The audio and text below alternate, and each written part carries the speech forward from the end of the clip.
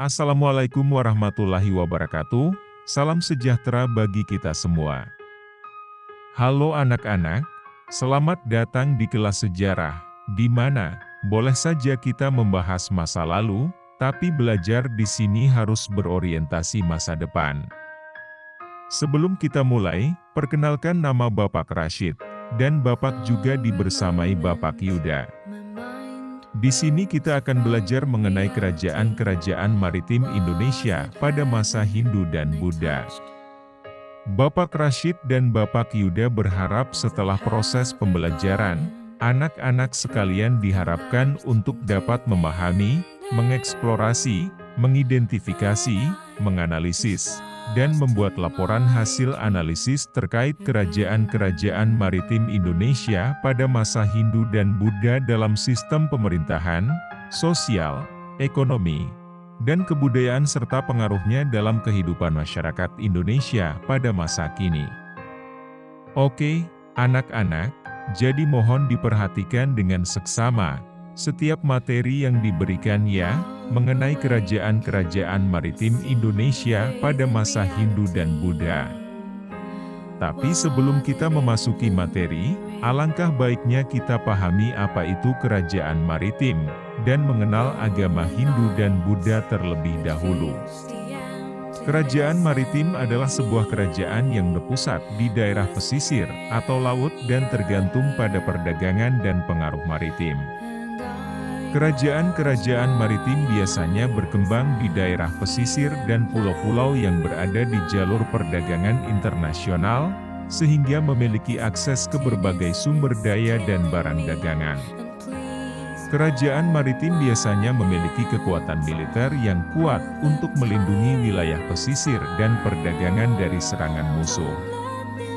Selain itu, kerajaan maritim juga memiliki armada laut yang besar untuk menjaga dan mengawasi perdagangan dan jalur maritim.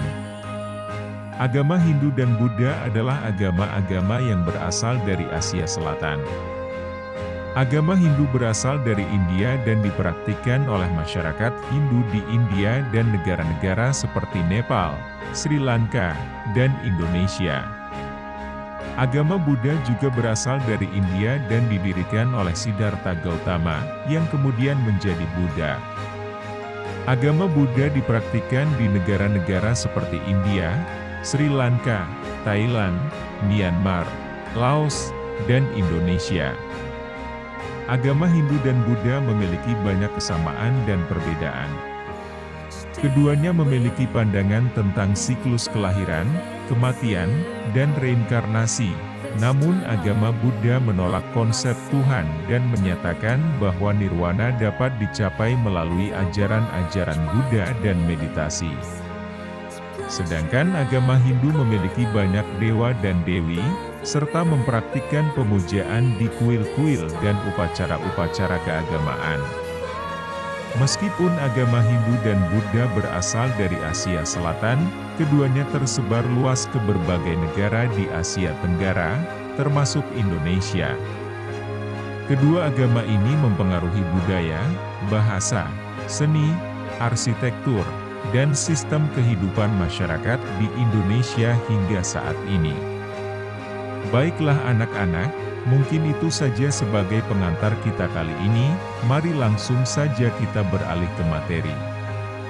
Kerajaan-kerajaan maritim Indonesia pada masa Hindu dan Buddha adalah periode sejarah Indonesia yang ditandai dengan keberadaan banyak kerajaan maritim yang berada di sepanjang pesisir Indonesia.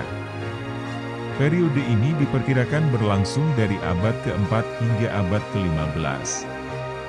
Beberapa kerajaan maritim terkenal pada masa itu antara lain Kerajaan Sriwijaya, Kerajaan Majapahit, Kerajaan Kediri, dan Kerajaan Singhasari.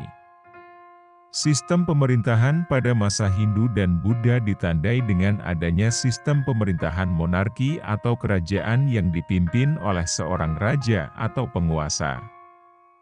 Raja dibantu oleh para bangsawan atau penasihat raja. Selain itu, terdapat juga sistem birokrasi yang membantu menjalankan tugas-tugas administratif. Sistem pemerintahan ini masih mempengaruhi pola pemerintahan di Indonesia hingga saat ini.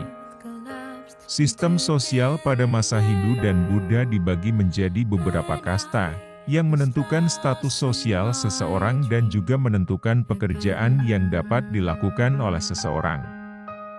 Kasta paling tinggi adalah Brahmana, diikuti oleh Ksatria, Waisya, dan Sudra. Sistem kasta ini telah menghilang secara resmi, namun masih mempengaruhi sebagian kecil masyarakat Indonesia hingga saat ini. Sistem ekonomi pada masa Hindu dan Buddha didasarkan pada perdagangan dan pertanian. Kerajaan-kerajaan maritim Indonesia pada masa itu menjadi pusat perdagangan yang sibuk, terutama dalam perdagangan rempah-rempah. Perdagangan ini mempengaruhi ekonomi Indonesia hingga saat ini. Sistem kebudayaan pada masa Hindu dan Buddha sangat kaya dan beragam, dipengaruhi oleh budaya India, Tiongkok, dan Asia Tenggara. Seni tari, musik, dan wayang menjadi bagian penting dalam kehidupan masyarakat Indonesia hingga saat ini. Budaya ini masih dipelajari dan diapresiasi di Indonesia. Pengaruh Hindu dan Buddha dalam kehidupan masyarakat Indonesia masa kini sangat besar. Beberapa warisan budaya yang masih dijumpai di Indonesia antara lain sistem pemerintahan, seni tari, musik, dan wayang. Selain itu, agama Hindu dan Buddha juga mempengaruhi kepercayaan masyarakat Indonesia saat ini. Pengaruh-pengaruh ini membentuk karakter dan identitas masyarakat Indonesia hingga saat ini. Baiklah anak-anak, itu tadi merupakan materi mengenai kerajaan-kerajaan maritim Indonesia pada masa Hindu dan Buddha. Kita dapat simpulkan bahwa peradaban dan budaya merupakan entitas yang saling terkait dan berinteraksi satu sama lain, baik dalam masa lalu maupun masa kini. Sejarah dan budaya masa lalu tetap memiliki pengaruh yang kuat dalam membentuk pola pikir dan perilaku manusia saat ini. Oleh karena itu, kita harus memahami sejarah dan budaya kita agar dapat membangun masa depan yang lebih baik dan berkelanjutan. Hal ini menunjukkan bahwa pentingnya menjaga warisan budaya dan sejarah, serta belajar dari masa lalu untuk mengembangkan diri dan mencapai tujuan-tujuan yang lebih baik di masa depan.